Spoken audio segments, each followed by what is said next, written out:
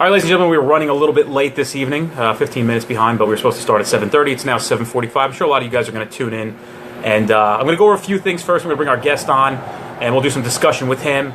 But I have about 5 things I've been trying to catch up on. Sorry, the wife and kids have been sick. I've been at home playing mom for the past 2 days, and fortunately the group gets a little neglected on that. But just a few things we're going to talk about. First one I have, a guy wrote in. I'm not going to say his name because I haven't got permission from him to say his name yet. And this is what he wrote to me. Dennis, I had a decent arrest the other night that I thought was worth sharing. I work in a small something county town without any highways, but was observing traffic last Sunday night when a car passed me and didn't look right. I couldn't see the occupants, didn't notice a reaction to my presence, but the car itself was out of place for my town. I jumped on it and made a motor vehicle stop after observing a few violations.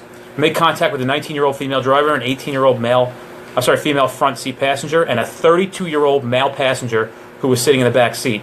2 girls in the front, 1 guy in the back. Guess who came to the class and learned that one?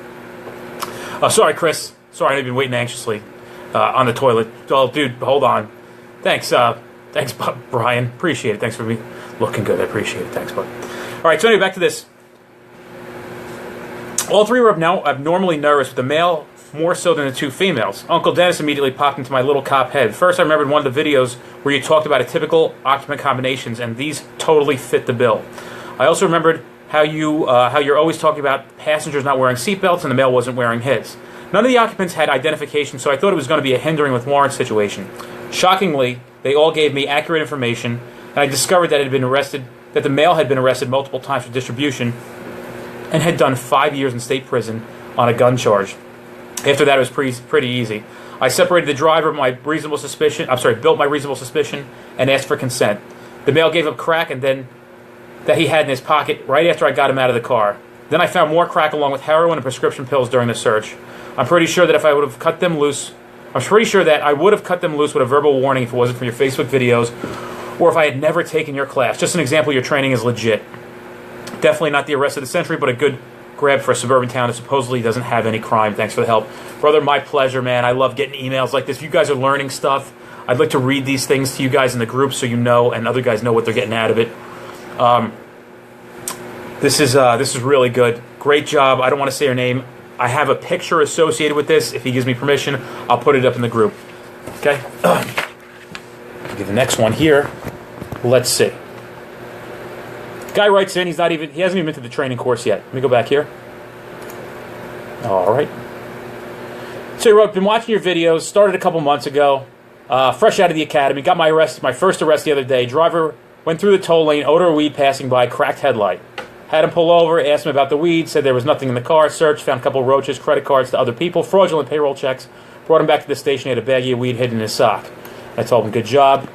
So it's really interesting and real rewarding for me to see that guys, just on watching these videos that we do, are really learning a lot. I'm going to try to get more people to come in. If you think you have value to bring to this group and you want to come in and do a video with me, my office is in Metuchen.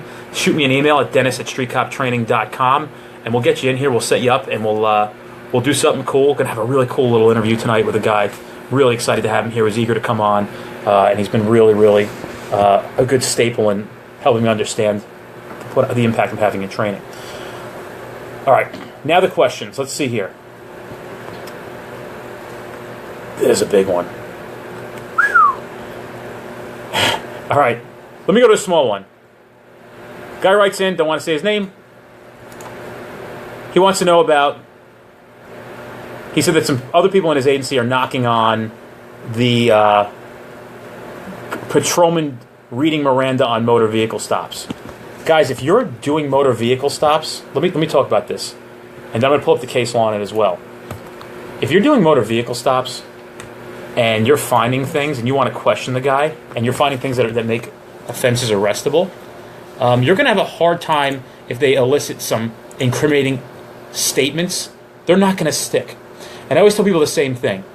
What's the difference between a patrolman and a detective? Really, in New Jersey, now New York guys are watching, in other states maybe it's promotion. In New Jersey, it's a transfer of assignments. Like literally, you get a call from the chief today, and you're a patrolman at 9 o'clock in the morning, you're not allowed to read Miranda, and then you get a call from the chief at 10:30, you're a detective by 1 o'clock in the afternoon, they give you a gold shield, now you could read Miranda. We're all police officers. You're allowed to read Miranda, unless your cockamamie police department has come up with some reason, and it may be valid. They may have a valid reason. Maybe people are screwing up Miranda. I don't know how that's possible. That will prevent you from reading Miranda on a motor vehicle stop. I'm going to implore you to make sure that you read Miranda on a motor vehicle stop. Now, I'm just trying to pull up the case about reading Miranda on motor vehicle stops. Give me 1 second as I talk here. I had it up, but I closed it out by accident. Guys, I work on my laptop while you guys are watching me on the video so I can get the right information out to you. And then I copy and paste it into the group for you guys. So let me put that up.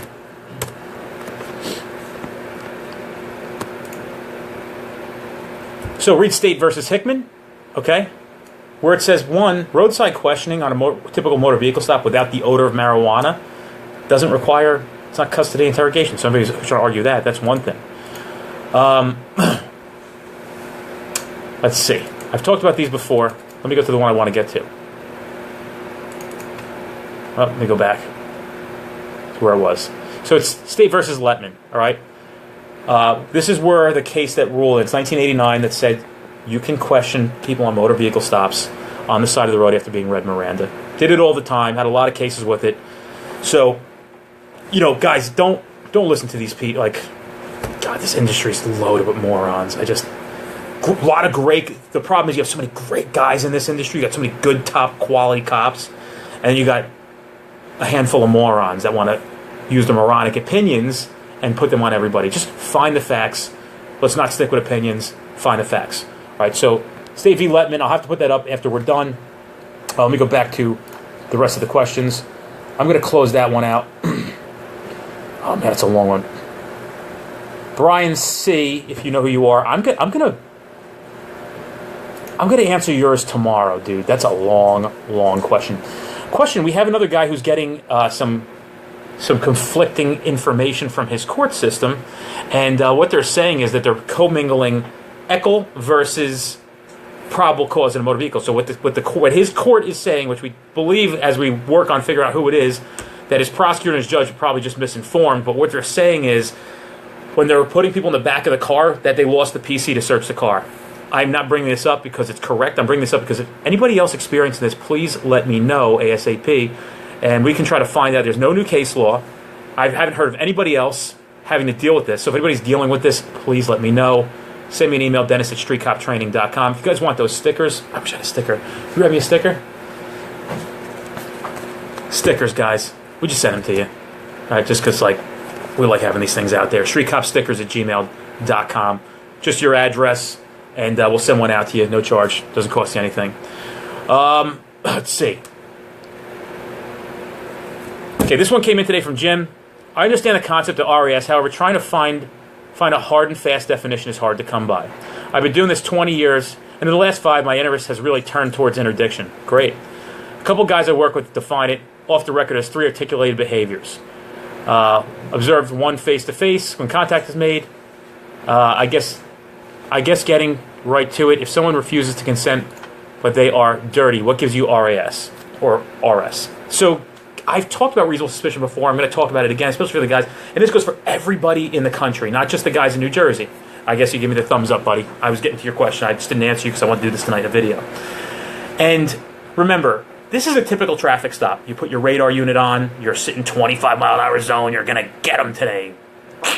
But if you're that guy, and you're going to pull people over for 16 over the speed limit at 25. I'm just waiting for the day somebody gets me 16 over the speed limit at 25. And they're like, hey, dude, tough guy. Yeah, the one who always makes fun of us writing tickets. Yeah, let's see your license. I'm like, oh, shit, they got me. I got pulled over recently. I'm like, damn, the guy's going to get me. He must know. If this guy is a guy that hates me, he's gonna do me. But let's say you have your radar unit on. The thing beeps 41 and a 25. You got one on the hook. You pull it over. You walk up to the car. Nothing outrageous. Nothing sticks out. You're talking to the woman who's probably like in her mid-50s. She was going a little fast because she just came from church. And the priest, maybe she saw the Lord and she's a little excited. So her foot hit on the gas a little bit. And, you're a hard charger. You're going to give this church-going citizen a ticket. Get him. Strike him good. You're really affecting crime. But anyway, sorry, I got to throw those shots in there.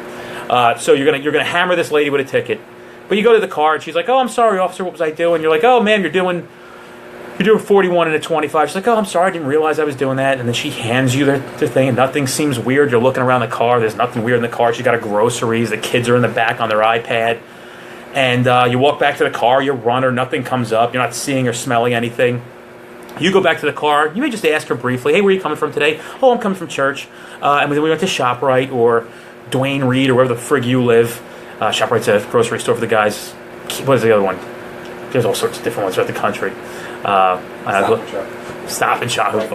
Wegmans. Whole Foods has got to be a big one, right? And you give her stuff back. And then she just leaves. Did you have any suspicions that she was engaged in criminal activity? Did she catch your eye? Did you smell, see, or notice anything that would lead you to believe that maybe her story was incorrect or something was strange here? Did you notice anything? No, you didn't. Now, on the flip side, you're a criminal interdictor. You're sitting on the highway or whatever. You're traveling through the streets of town, and let's call it highway interdiction because that's what I did. And cars are passing you, and it's a 50-mile-an-hour zone, and people are doing 55. Some people are doing 60, and you're watching cars for 20, 30 minutes, and nothing's really catching your eye. People are speeding a little bit. That's typical. You're going to see that 8 over the speed limit. Even get the guys doing 17 over the speed limit, but we're not there trying to get speeders. We're out there trying to fight crime. So, and then all of a sudden, a car comes down the road, and they're doing 48 and a 50, and maybe they're in the left lane, and they see you, and they jam the brakes down, buck the whole thing forward, okay? The whole nose dips. Then they switch lanes almost immediately. Once they lift the brakes a little bit, into the middle lane, then off into the right lane. And when they pass you, they will not look at you. Maybe they're locked straight ahead, they're locked up, or they're talking to each other when they see you, or there's a big head snap, or they begin grooming, or they begin smoking as they pass you. As soon as they pass you, and like a few seconds pass, now they're lighting up cigarettes. This is where reasonable suspicion starts. It's at the point where a suspect vehicle spots a law enforcement officer and changes their reaction in driving behavior and their physiological and physical reactions inside the motor vehicle. That's where it all begins. You need to notice those things if you want to be a successful interdictor. So then what happens is they get off the highway, they're in the wrong area where they say they're going, you pull them over, hey, what are you doing over here, where are you headed to? Their stories don't mix, they seem extremely nervous, they got off the highway but they're not going to where they say they were going. It doesn't make any sense because the things keep going down the road is where they got to go. Or they pull into a gas station, they tell you they're getting gas, they have a full tank of gas. So once you start beating up stories and things don't make sense, that's reasonable suspicion even more. It's below probable cause, because if we had probable cause, we could either make an arrest or search, right? So you have reasonable suspicion, which is below probable cause, to believe that something is going on in the car that is different from a normal motor vehicle stop where there is no criminal activity present. That's my best explanation for it. At that point, when you have all this stuff not making sense, all these reactions and all this whole beautiful thing they call the totality of the circumstances, that's when you're good for that. Call a canine, ask for consent to search. That's when that's that good time. That's for New Jersey. I believe in other states you could probably, I don't know what the rules are going to be for when you can ask for consent to search. I think in most states you don't even have to get reasonable suspicion. But even if you're an interdictor in another state, you want to build reasonable suspicion. You want to build your case. I've been to the interdiction conference. We all do it the same way. Don't think that New Jersey's any different. Oh, we live in New Jersey. We can't do... Guys, we have things they don't have, and they have things we don't have, and you just got to figure it out and make it work. Hypothetically, for the thing I asked before, like is anybody having a problem with putting people in the back of cars and the court saying that their PC is diminishing, how would we fix that? You just would search the car before they were handcuffed. Like, everything's fixable. You know, it's kind of strange, but it's all fixable. So that's my explanation for you on that one. All right, last question I'm going to answer, then I'm going to bring our guest on. Question: stop a car for motor vehicle violations. Passenger is, and this is for my buddy Tony. I don't say last names. I don't want to be getting blown up. Stop a car for motor vehicle violations. Passenger is all good as far as a seatbelt and stuff. Ask for ID. He doesn't have any. Provides information not on file. Like a fake name. Can you bring them down and fingerprint them under the circumstances as if he was the driver? You must have somebody subject to some kind of offense, whether it's Title 39 or 2C. That's why we talk about making the arrest for Title 39 or making the arrest for, if you have the odor of marijuana, you probably want to arrest them on that, 2C 3510A4. Remember, the odor satisfies the in-presence requirement. You're not bringing people in, dude. Sometimes you win, sometimes you lose. If you don't have any violation on the guy, you can't bring him in for being a ball breaker or lying about his name. Remember, if you read the statute in New Jersey under hindering the apprehension of oneself, you have to be hindering yourself from something. A a cop wanting to know who you are is not something. It's not an offense. So my advice to you is this: you can't bring him in, Tony. Sorry, buddy. That's why it's just important to know your motor vehicle violations really well, like ashing out the window, not wearing a seatbelt, the odor of marijuana, providing the ability to arrest. And I always tell people, like, I'm not telling you to arrest everybody that smells like weed. I'm telling you to make sure that you use it when you have to use it if you think you have somebody who's a hinderer and they're not giving you proper information. So those are the questions. I'm going to come back to the other big one tomorrow, guys. You have any questions, write into me. You can message me or send me an email, dennis@streetcoptraining.com. I'm going to bring my buddy Ian, and he's been like nervous and fucking pacing back and forth over here the whole time, trying to figure out what he's going to do. So we became friends. This is Ian Pollock, everybody. I can't say his agency.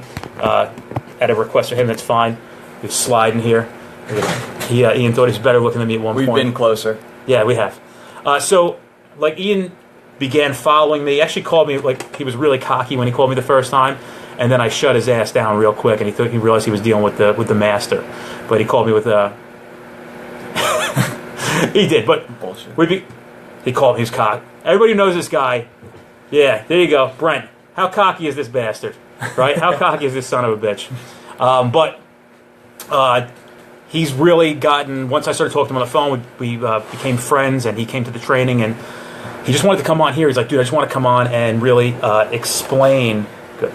I just want to really explain like what the training has done for me. Again, this is not about me. It's really give you guys value of what you get out of it. It's not me even trying to solicit. It's just that the program is just worth it. It's valuable. My goal is to give you more than what your agency paid for. I want to give you 10, 15, 20x return on the investment for the 2-day class. And I'll let I'll let Ian explain some things. Just so everybody knows, Ian has a very attractive girlfriend, but he still fails to bring some pictures here that we all want to see. I got one. Yeah, see, Brent, I told you cocky. Cocky. Go ahead. I didn't say one word.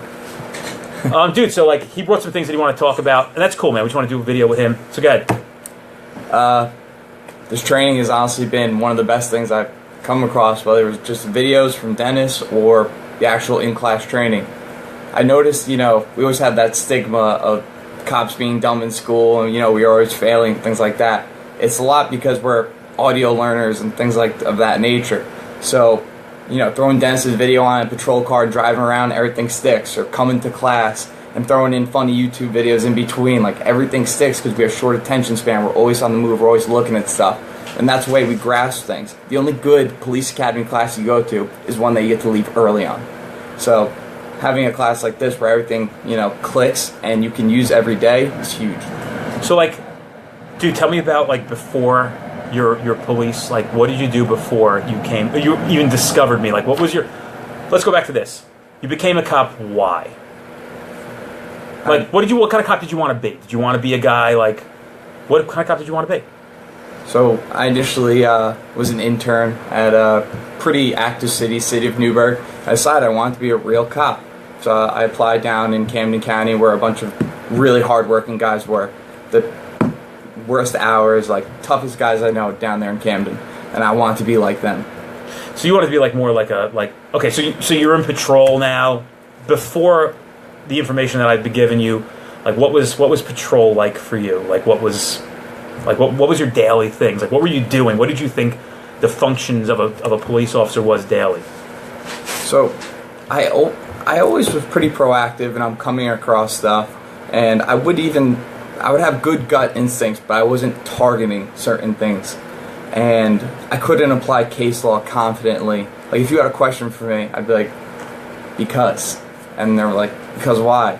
And sometimes I'd come up empty. With this, I can, put everything to action and put, firm facts about everything, and, everything clicks a lot easier now. What has the training done for you, dude?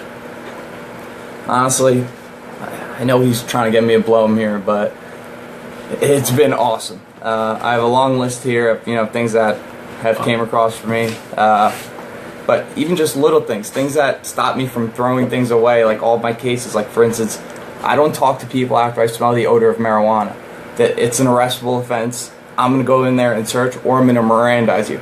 Old me would have been like, hey, so I smell a weed, where is it? Tell me. Oh, it's here? And, you know, your utterance is not even good anymore because I'm already hammering you. You know, the other day I had a consent search, and right before I went to go do a consent search, I noticed the female passenger's bag in there. The old me would have went in there and just tore the car apart, found what's in the girl's bag, and then charged her and be done with it. Now I know, hey, excuse me, ma'am, do you give me consent search for that? No, actually I don't. No problem. K9 is on the way. Because, you know, we have to get consent for every single bag in there. I would not have done stuff like that. Yeah, cool. So, dude, what was it like? I mean, guys should know now. They have a general feel for what was the 2-day training course like versus any other training you've taken before? One of the best parts about 2-day training is you could be any cop anywhere. I'm not making giant grabs, but things are clicking. You know, I went from getting an arrest, you know, once a month to I've had multiple times where it's car stop after car stop after car stop. I've gone 3 in a row before, 2 in a row before, and I work in a town where it was voted #1 town to raise your family, to give you an idea. And like I said, it's not monster grabs, but things click, whether it's instinctual or subconsciously because you're more confident, you're grabbing things. So it's for everybody. That's the important part. And even my sergeant said, word for word, said it changed me as a supervisor, and all the guys who want to go have to go. So basically, the 2-day course, again, this is not just me pumping up. It's because the product is there, and I want to urge guys to get in and see it. Obviously, you know, this is a company and it's a business, but really the product that is given in the 2-day course for a good portion of people who come, it really has changed their lives, especially for those guys who literally want to know how to do more, for those guys who are finding that there's change in the way they're doing work and they're from watching just these videos alone. If you think that's good, like the impactful, and like things are going on for him now that like he never imagined in his agency because he came back just knowledgeable. It was just and a lot of guys come like, oh, dude, I appreciate it. You know, it's because of you. It's not because of me. It's because you're that guy. You just needed a little exposure to it. I need to show you just a few things. I build your foundation, and then you can go from there. And some guys really come out and do some real fantastic things. What else do you want to add? You know, just a few little things I come across. You know, it's great to have an awesome administration. You know, they back me with whatever I want to do. You know, for instance, I got some kid because I smelled the odor of marijuana in his car outside of my town. I just happened to be driving through. I grabbed his tag, ran it, came back to my town. I sat on him for like 2 hours, grabbed him up. He flipped on somebody, his dealer, who was coming into town the next day. So, you know, basically, it was under the impression that I was going to pull over the car, smell the odor of weed, and then grab it. And that was that. But, you know, because of training and things like that, I'm like, oh, wait, we actually need a search warrant. Because now, that's not spontaneous or unforeseeable. I know there's drugs in this car. And it feels good to just be like, hold on. Or my buddy Dan, he also took the course. He crushes it. And the other day, he ended up getting Xanax in the gas cap of a car. And it felt good to say, oh, you got K9 or consent for that? And he kind of looked at me like, I just did a passenger compartment search because it smelled like marijuana. I'm like, oh, that's still outside your compartment. You need a K9 or a consent on that. And it feels good to just right away. You know, this is the answer for that. Can I ask everybody a question since you're bringing up consent to search? I have so many people who are new, who have been on only a few years, and why is everybody afraid to ask for consent to search a motor vehicle? Do you guys know that for pretty much my whole career I had to ask for consent to search a motor vehicle? Like, do you know how many times I filled out forms, consent to search forms, and people are nervous about asking one time? Let me give you some advice on how to break that habit. Guys are like, well, I'm like, you know, guys call me, ask me questions, and girls too. If you're watching, know who you are. And I'm like, did you ask for consent to search? And they're like, no. And I'm like, why? Like, well, I've never asked before. And I'm nervous. Like, let me give you advice. Now, ready? Get a pen. Get ready to take some detailed notes on what you need to do to ask for consent to search. Ready? You have anything illegal in the car? No. Would you give me consent to search? Yes. Will you sign this form?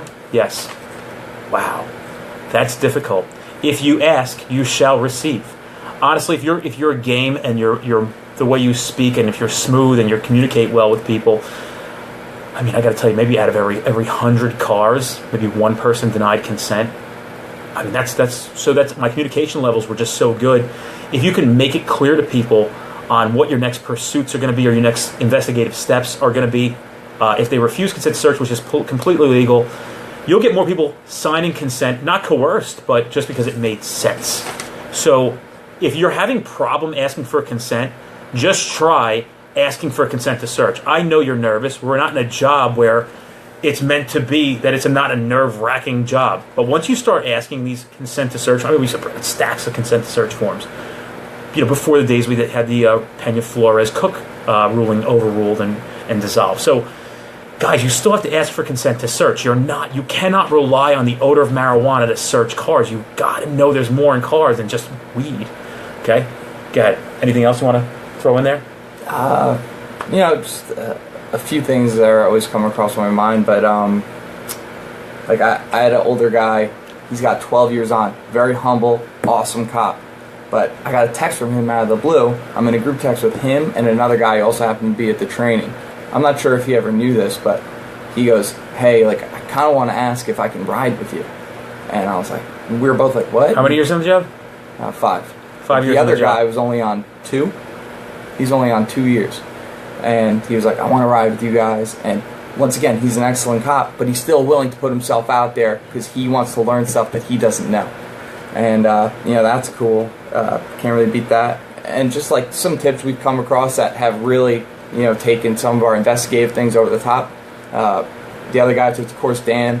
What we've been doing is even we'll get small CDS arrests, like under 50, right? But we want to get something out of it.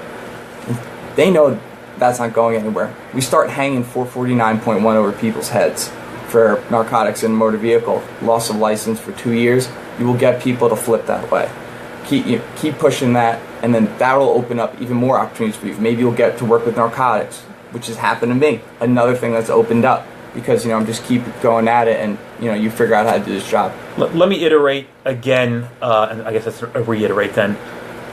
It really depends on your administration. Like, I worked at a place where for a lot of years I wasn't rewarded for anything, but it's okay. I didn't want anything.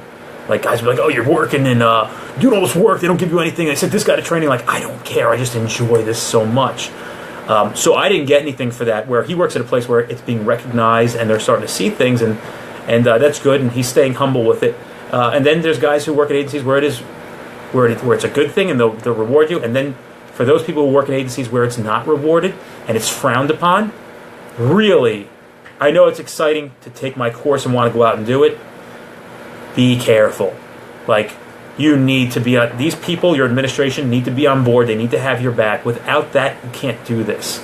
You can, but if the time comes where you make a mistake, because it's going to happen, it's inevitable. If they don't have your back and they're gonna cut your dick off, the first boo-boo you make, and I don't mean boo-boo like you pulled the trigger and blew somebody's fucking brains out. I'm talking about you forgot to check a box on a consent to search form, and they're like, "Well, what the fuck is this?" You got to know that. I was told at one point, "Hey, look, we got your back. Do the work. We understand that things happen as long as they're not malicious and it was just a mistake. We got your back." Now, I don't know if that's necessarily the same thing that's going on there now, but at that time when I did work there, that's how it was for me for some time. We got a few people wrote in. River wrote in. River's always part of the group. What's up, buddy? How are you? "I was intimidated to request consent to search, so I took your class. The dash cam video that you show in class taught me exactly how." It's pretty simple. You just go through it. We'll go over that in the 2-day course. We can go over it tomorrow if you want, or the following week. Matt Landicini writes in, "For most people, I don't think it's being scared more than being confident in what to do if somebody contests you." And it really just comes down to this. I can answer this pretty quickly.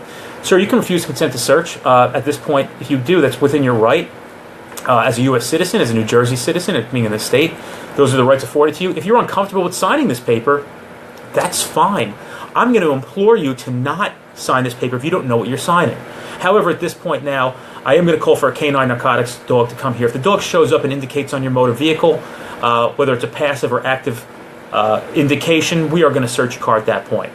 I have a dog, and people usually say, like, "Well, how long is that going to take?" Well, my dog's usually about 45 minutes out. And that's probably a general number for most people who don't have a dog in the department, 45 minutes to an hour. And then if somebody says to you, like, "Oh, okay, forget it, man, there's drugs in the car." It's not a coercive action. There's case law on it. I have it. It's not coercive. It's a prediction of the events that are to follow if you refuse consent. Obviously, you'd have to tell people and let them know what's going to happen next. Let's see. Algoso writes in, when is your next course in South Jersey? Al, I think we're going to be February 19th and 20th. We will be at Rowan College, again, 2018, for the 2-day course. The 1 day, most guys come to the 1 day and then they want to go to the 2 day after that. If you can only get into a 1 day, that's a good course to go to. Sit up straight, Ian, son of a bitch. Thanks, Kevin. This guy's fucking bum. He knows me. Yeah, no kidding, dude. No fucking kidding that he knows you. He's a dick. He slouches too. How does this guy fucking detect anything? anything? Was just mopping the bathroom the other day. All right. Oh, shit. All right, what else? Do you want to, because we're going to close this thing up in a few minutes. What else do you want to touch on? Anything? You drove all the way down here today to get on camera. What are you guys? He asked me 5 times. This guy. No, I'm just kidding. I did ask. Just be nice to people. The times of, being a jerk, like, where are they? Where's the drugs? No, that doesn't work. I get out to the point of, hey, how's it going? This isn't a big deal. We're on the side of the road. And when I'm pulling people out of the car, I'm saying, I'm talking to them. We're on the side of the road. Hey, there's just a lot of traffic. Just want to talk to you out here. Dude, I'm Ian. All right? Steve, right? And people get so calm with you. Hey, man, you see how this looks? It just looks a little funny. I want to check out your car. Do you mind giving me consent search? All right, Ian. No problem. I'll give you a consent search. And just don't be a jerk. You get more bees with honey. That reminds me of a story I had one time. And, in my town at the time, I was probably pretty well known for being an aggressive guy, especially amongst, and what I mean by aggressive, I mean, I was out stopping cars, making arrests, and that was from bromance. Yeah, Jeff, he can, he's got some talent, if you know what I mean. And he just came out from under the desk, which you didn't see. Yeah, I'll hopefully get into a 2018 class. It's worth the time and money, dude. It just is. But back to this story. I don't want to say too many details because the people who were there will probably know it was them. We are somewhere, and 5 people are screaming at one guy. Where are the drugs? Where is it? We're going to do this to your house. We're going to do that. And they're screaming and they're screaming and they're screaming. And the guy goes, hey, can I talk to you for a second? Now he's in cuffs. And I said, yeah, what's up? He goes, can I talk to you in here? I go, yeah. He goes, bro, I know who you are. I go, you do? He goes, yeah, I know who you are. He's like, we know everybody in this town knows you're a good dude. You're just out here doing a lot of work. He's like, yo, just tell him to stop searching. He's like, I don't know why everybody's screaming at me. I was the only person talking to him.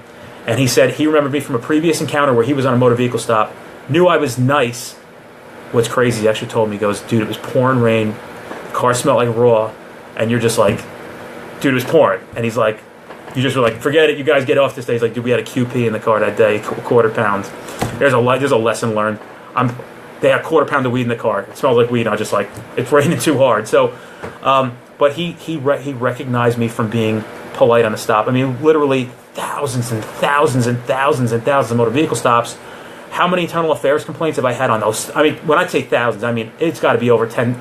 I can't even pose a guess of how many thousands of motor vehicle stops I've had. Jeez, I don't know, dude. Who knows how many there were? I think I've literally had 2 internal affairs complaints that were exonerated immediately. Just people being assholes and nothing else. So out of that many consent searches, arrests, hundreds and hundreds of arrests, over 1,000, easy. Nobody ever complained. I was able to do it without having any concern, and that's funny. And that's really the key to it. You also have to know that you have to separate tickets from interdiction work. You can't do tickets and do interdiction work. If your chief or your agency wants you to do 2 tickets a day or a ticket a day, and that's what you have to do, go out, get 2 friggin' stupid tickets done, and to get into police work. Guys are always like, oh man, you take it, I'm on the traffic unit, I have to write 10 tickets a day. That's cool, man. I'm not saying this is for everybody, but, so that's, this is getting funny. All right, Jeff. Ian does look breathtaking on camera. And then, you guys do each other's hair. I was thinking losing his hair. How could I do it? Al, you're losing your hair? Al goes. No, you. Oh yeah, I'm losing my hair. There's nothing I can do. But Ian would never hold a candle to the way I lived as a single guy. He has one hot girlfriend. He thinks he's like the shit. I was a legend. This guy gets one hot girlfriend. He thinks he's hot shit. He's gonna pop jokes tonight. All right. Anyway, what do you want to say in closing, dude? I'm gonna get out of here before my wife kills me. As much as I like to joke around, and we're pretty good friends, and all the cockiness and all that, I'm greatly humbled and appreciative for the training, and and everybody's questions and everything like DJ's that, hair. because it brings a lot out of it. And thank you. All right, cool, man. Dude, like, again, it's not me that I'm just here to help get you guys exposed and get you on the right track. I build you the foundation, and then we'll get you, I mean, let it speak for itself. The content will always be coming out. I'll do it every day. We have more stuff planned for street cop training. If you guys think you have something to bring into this, you're a good interdiction officer, whatever you want to talk about, do come in. Let's do a video. We'll have a good time. You get a care package. Ian got a t-shirt, a challenge coin, a bracelet, stickers. Like, he went to the dentist. He's gonna get a toothbrush and toothpaste and a little thing of dental floss. Great. Courtney's on board. My wife is going to watch this, and she's going to fucking stab him for saying that. Anyway, I'll see you guys later. Hope you enjoyed this. Put a lot of value to everybody. Have a good night.